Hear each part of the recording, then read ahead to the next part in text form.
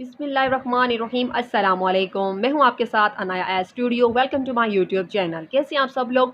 I hope आप सब लोग ठीक होंगे। मैं आज आप लोगों के लिए बहुत ही मज़े की रेसिपी लेकर आई हूं, सुहांजना रेसिपी, और ये बहुत ही मज़े की बनती है। आप लोग आज मेरे स्टाइल से बनाइएगा तो फिर आपको और भी मज़ा आएगा। ये मैंने लिया है 1.5 किलो सुहांजना। पहले इसको मैंने बॉयल करके फ्रीज़ करके रखा हुआ था, तो मैंने फ्रीज़ दिया है। आधा किलो इसमें मैंने लिए हैं मना आलू, और 4 अदद ये मैंने टमाटर लिए हैं, और 5-6 ये सब्ज़ मिर्च हैं।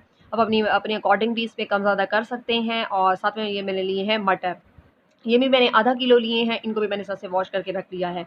और ना एक पाउच में मैंने ली है दही, और स्पाइसेस में मैं लूँगी ये हल्दी है 2 चम्मच, और नमक 1 चम्मच, और ये गरम ना लाल लाल मिर्च का पाउडर है 1 चम्मच, और साथ में खुश्क धनिया था 2 चम्मच, ठीक है।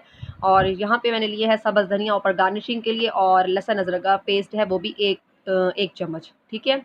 तो अब हमने क्या करना है, पहले इस तरह से हमने घी ले लेना है, ऑयल घी जो भी आप यूज़ करते हैं, और इसमें हम लहसुन और अदरक का पेस्ट डालेंगे, और इसको हम अच्छे से हम इसको भून लेंगे, इसको फ्राई करेंगे कि इतना कि ये लाइट ब्राउन हो जाए।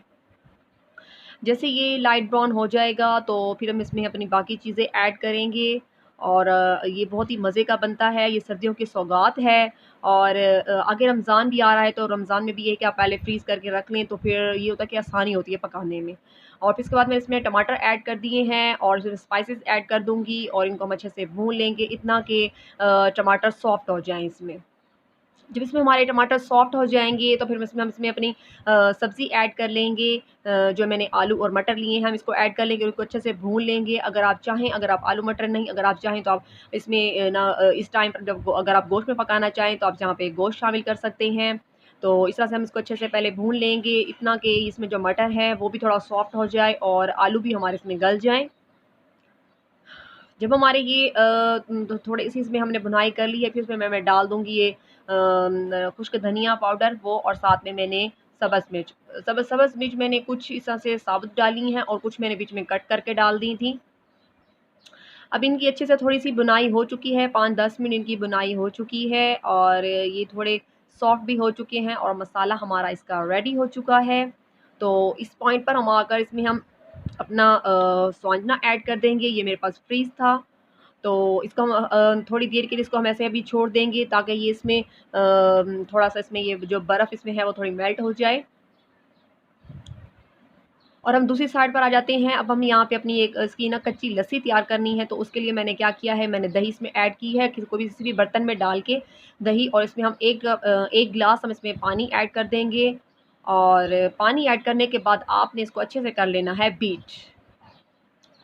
जब आप इसको अच्छे से बीट करेंगे तो इससे ये हमारी कच्ची लस्सी इसकी तैयार हो जाएगी, और ये इसकी ना बीच में अगर हम दही ऐसे ऐड करेंगे तो फिर इसमें मज़ा नहीं आना था। तो इसलिए फिर हम जब देखेंगे इसकी जब बुनाई हो चुकी है, और इसमें हमारा सुहांजना जो हमारा था वो उसमें बिल्कुल सेट हो गया है, और बिल्कुल मेल्ट हो गया है, तो इस टाइम पर हम इसमें हम लस्सी ऐड कर देंगे।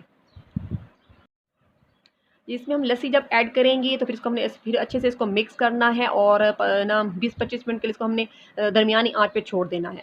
ये हमने इसको छोड़ दिया था, और 15-20 मिनट बाद आप देखें ये इसमें बिल्कुल मज़े की हो गई है। लस्सी से ये होता है कि इसका टेस्ट अच्छा आ जाता है, और ये बहुत ही इसका ना खट्टा-खट्टापन मज़े की बनता है, और सुहांजना जो है ये सब्ज़ी मज़े की बनती है। आप इसको ज़रूर ट्राई कीजिएगा मेरे तरीके से, और मुझे अपना फीडबैक दीजिएगा। और ऊपर से हम इसको गार्निश कर देंगे सब्ज़ धनिया से। ये हमारा इसकी बुनाई हो चुकी है, उसको मैं डिश आउट करती हूँ।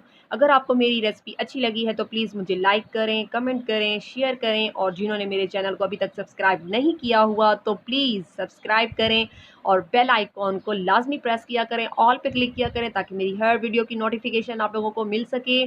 और दुआओं में याद रखिएगा। मैं आपसे फिर मिलूँगी एक और नई रेसिपी के साथ। ओके, अल्लाह हाफ़िज़।